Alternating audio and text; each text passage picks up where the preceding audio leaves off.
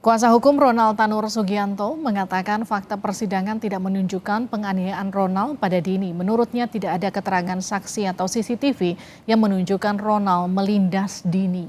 Pengacara terdakwa menyebut tidak ada saksi yang melihat ada penganiayaan dan CCTV pun tidak menunjukkan penganiayaan.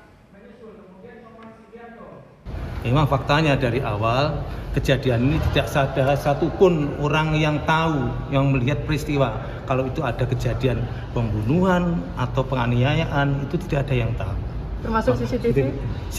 CCTV pun itu yang ada kan tidak ada menjelaskan bahwa dia itu terlindas atau dia ditabrak, tidak ada. Gambarnya kan dia hanya mobil yang lewat saja. Kejaksaan Negeri Surabaya memastikan mengajukan upaya hukum kasasi atau vonis bebas atas vonis bebas yang dijatuhkan hakim kepada terdakwa. Dalam kasus kematian Dini Sera Afrianti, jaksa menilai pertimbangan hakim tidak mengakomodasi bukti visum dan CCTV. Jaksa yakin Dini meninggal karena dianiaya.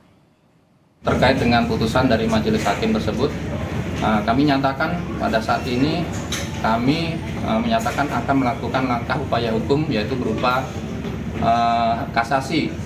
Tentunya nanti akan kami lakukan langkah ini mengingat jangka waktunya itu adalah kurang lebih 14 hari ya. Hasil alat bukti seperti surat atau visum et repertum ver itu di situ sudah ditegaskan di poin ada juga itu mengenai adanya luka di hatinya itu akibat dari benda tumpul. Nah itu juga ada di korban itu pada saat itu ada bukti lindasan dari ban mobil kendaraan. Nah itu merupakan suatu bukti bahwa di situ ada fakta yang harusnya dipertimbangkan juga oleh majelis hakim. Kasus kematian Dini bermula saat ia dan rekannya Ronald Tanur mengunjungi karaoke Black Hole di Surabaya, Jawa Timur sekitar pukul 9:30 malam 3 Oktober 2023 silam. Dalam gelar perkara, keduanya sempat berkaraoke dan minum alkohol.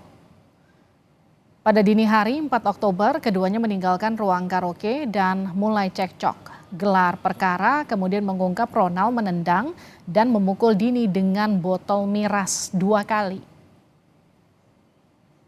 Keributan keduanya berlanjut ke lantai basement Mall Landmark. Ronald melajukan kendaraan minibusnya dan melindas Dini. Selanjutnya Ronald berusaha memberikan pertolongan pada Dini dengan membawanya ke Rumah Sakit National Hospital Surabaya. Namun Dini menghembuskan nafas terakhir pukul 5 pagi. Wakil Ketua Komisi 3 DPR Ahmad Sahroni mengecam keras vonis bebas yang diberikan pada Ronald Tanur dari dakwaan penganiayaan yang membuat kekasihnya Dini tewas. Sahroni bilang putusan hakim memalukan sebab dalam kasus ini jelas ada korban meninggal yang disebabkan tindak pidana penganiayaan. Sahroni menghimbau agar kasus ini tetap dikawal. Saya sudah sampaikan kemarin, ini hakimnya sakit. Mungkin dia nggak punya seorang anak perempuan yang bisa merasakan bagaimana perempuan ini diberlakukan tidak selayaknya.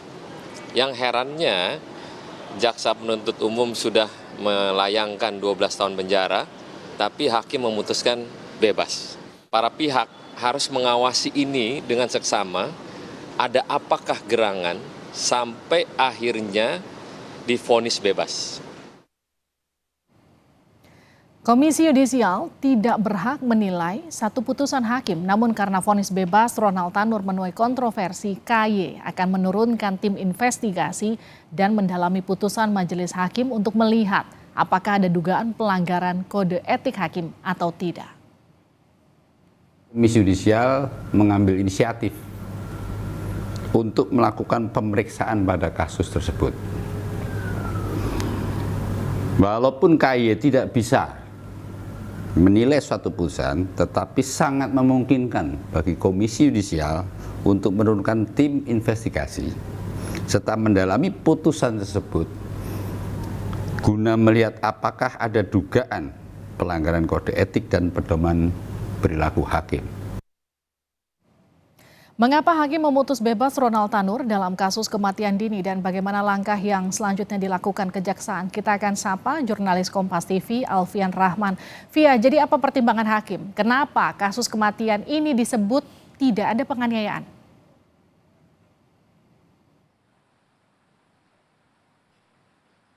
Ya, Livi dan juga saudara, pertimbangan hakim yang untuk memvonis bebas Ronald Tanur dari kasus pembunuhan kekasihnya pada Oktober 2023 lalu ini memang menjadi polemik di masyarakat, tidak hanya bagi keluarga namun juga ke tingkat penegak hukum, salah satunya itu Kejari atau Kejaksaan Negeri Surabaya, untuk mengetahui lebih lengkap bagaimana proses kasasi yang akan dilakukan oleh Kejari Surabaya terkait proses hukum atau vonis hukum dari Ronald Tanur ini. Telah bergabung bersama saya, Livi dan juga saudara, Kepala Kejaksaan Negeri Surabaya Bapak Joko Budi Darmawan yang akan menjelaskan kepada kita, pemirsa Kompas TV. Bapak, mohon izin melapor sedikit. Selamat sore Bapak, bagaimana mungkin langkah Kejari untuk proses kasasi ini, mungkin bisa dijelaskan kepada pemirsa Kompas TV Bapak. Oke, terima kasih Mas Wian. Selamat sore pemirsa Kompas TV. Tentunya terhadap putusan bebas terdakwa dari Gregorius Ronald Tanur ini sangat menciderai bagi masyarakat pencari keadilan. Namun demikian, kami tim jaksa penuntut umum dari Kejaksaan Negeri Surabaya akan mengambil langkah, yaitu tentunya upaya hukum kasasi, di mana tentunya dalam upaya kasasi nanti apa yang menjadi pertimbangan hakim sehingga membebaskan terdakwa ini tentu akan kami kupas. Seharusnya menurut hemat kami tim jaksa penuntut umum, kalau hakim melihat fakta-fakta secara komprehensif lengkap dari uraian yang kita sajikan, alat bukti yang kita paparkan di persidangan, tentunya hakim seharusnya tidak bebas perkara tersebut sesuai dengan tuntutan kami pasal 338 KUH Pidana.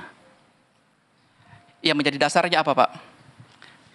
Hakim menurut kemarin dari informasi yang kami dapat dari JPU yang menangani, dalam melakukan pembebasan ini ada dua hal.